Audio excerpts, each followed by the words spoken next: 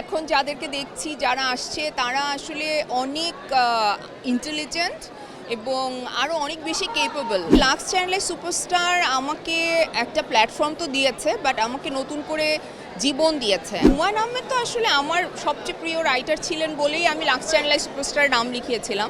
লাক্সের সন্ধ্যা এইটা বাঁধনাপুর কাছে আসলে অনুভূতির জায়গাটায় স্মৃতিচারিত করে কিনা? ডেফিনেটলি করে। আমাদের সময় আমরা আসলে অনেক ছোট ছিলাম, অনেক আমি বলবো অনেক ইম্যাচিওরও ছিলাম।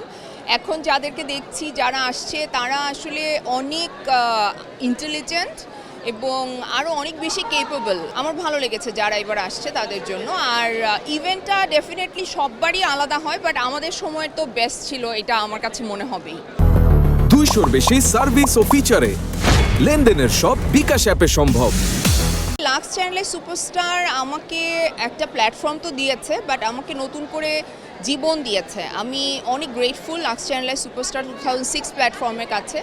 আর তারপরে তারা যে প্ল্যাটফর্মটা দিয়েছে সেইটাকে কাজে লাগিয়ে আমি আমার পরিশ্রম এবং মেধা এবং সততা দিয়ে আসলে এই জায়গা পর্যন্ত আসতে পেরেছি। সো প্ল্যাটফর্মটা কাজে লাগিয়ে আমরা ফিউচারে অনেক কিছু করতে পারি যদি আমাদের সেই অনেস্টি অ্যান্ড ডেডিকেশন থাকে। হুমায়ূন আহমেদ তো আসলে আমার সবচেয়ে প্রিয় রাইটার ছিলেন বলেই আমি লাক্স চ্যানেলের সুপারস্টার নাম লিখিয়েছিলাম।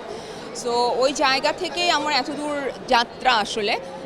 আর বাকিটা হচ্ছে আমাদের ট্রেনের যে জার্নিটা, সেই জার্নির সাথে বেসিকলি পুরো বাংলাদেশের একটা চিত্র মানুষ দেখতে পারবে।